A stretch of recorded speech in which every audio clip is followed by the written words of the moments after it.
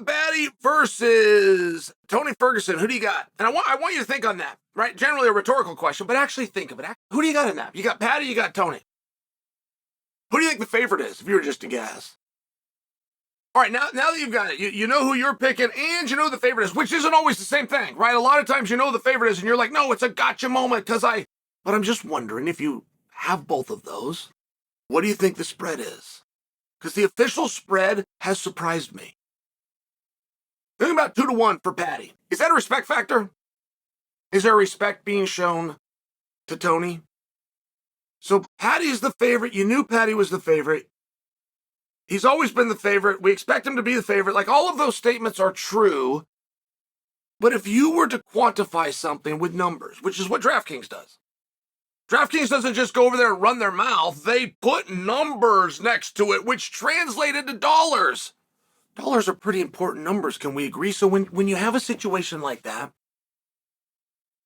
and you're talking about quantifiable evidence, what is that you see in the favor of Paddy the Baddie? And I'm not challenging you. You bet on whoever you want, but it does seem like the underdog bet of the century.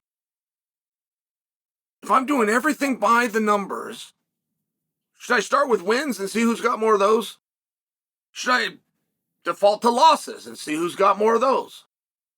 Should I look at overall experience? Should I talk about times in the organization? Should I talk about times on TV? Should I talk about times on pay-per-view? Is there anything else? I mean, feel free to throw them out. How many people you knock down? How many people you take down? How many people you punch in the mouth? How many people you leg kick? I mean, I'm just making things up now, but is there any number that you see there that doesn't favor Tony Ferguson, who, according to DraftKings, is going to lose? They're over 2-1 sure of it. I'm just asking the question. I get that what have you done for me lately matters. I'm not in this talk right now picking Tony Ferguson. I'm just asking you a question of, when you look at it, do you start to see where this can be very compelling? And if you're going to bring up recent history, like when I tell you that their records are vastly different and Tony's beating up more people and has less loss, I mean, when I start playing this game and you go, Chael, stop everything. Let's not look at a body of work. Let's look at what we're going to predict is going to happen based on what recently has happened. I will see your point on that. But if we're just a couple of guys arguing here, just doing this for conversation and nothing more, if you're going to reduce this down to recently, so therefore top rankings of Tony, and therefore victories of Tony, and therefore knockouts and of the nights and number one contenderships and headlining acts of Tony don't become part of it, which you certainly would have the right to do as a bettor. But if you're going to do that, and we're debating, then I will see your recency claim, and I'll ask you where Paddy's been. Paddy versus Gordon was over a year ago, guys. I don't know exactly what it was, but I do know it was over a year ago. Off the top of my head, it was November of last year. I remember that night specifically. We had, for time perspective, that was Nate Diaz's last fight within the UFC. I mean, I feel like that'll bring back some nostalgia, right? If you're looking at DraftKings numbers and you're trying to figure out how they came to them, it feels like it was a while ago since we saw Nate fight in the UFC, and you're right. And he's moved on and done other things since, right? It was enough time for all of those things to happen. It was the same night that Paddy fought last. And you might remember there was a judging controversy.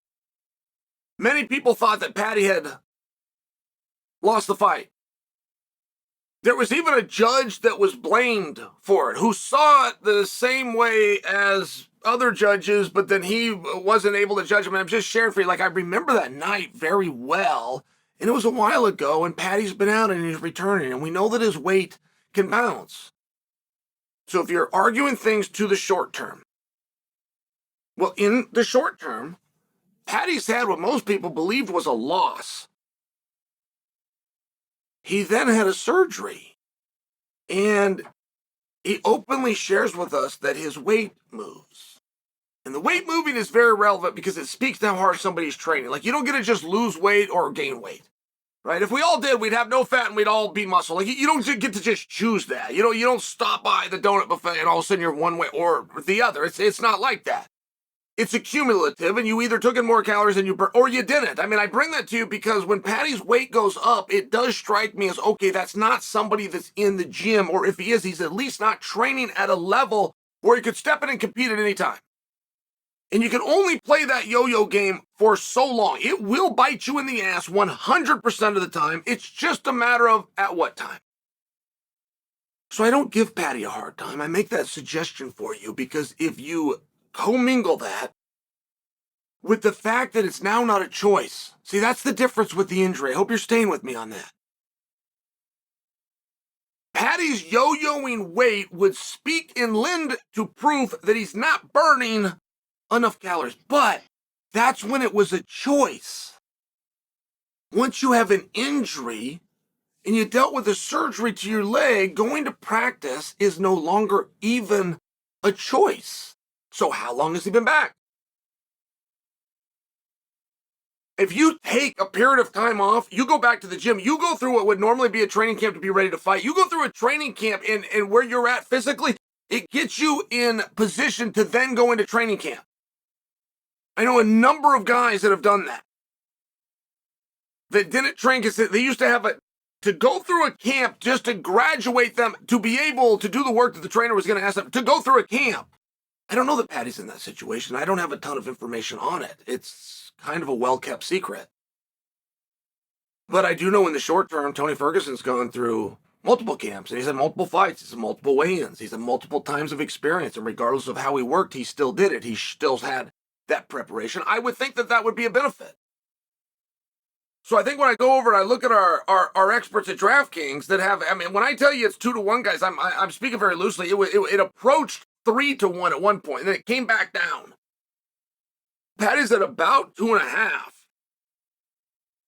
And if you're sure, Tony's done. You saw his last fight, and it's just the short term that matters. More power to you. You could be right. But when you consider the injury, you consider what you know about the weight gain, and you understand the injury knowing that preparation and practice were not even an option.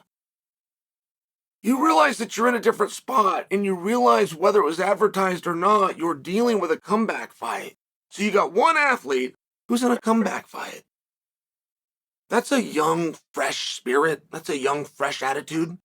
You have another athlete who is fighting for his career, of which will come to an abrupt end, which is not what he wants. It is what he desperately does not want.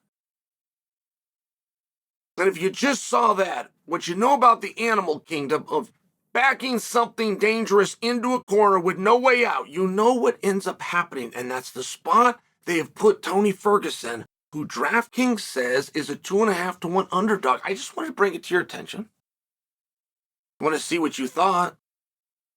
And I would ask you, is this the underdog bet of the year?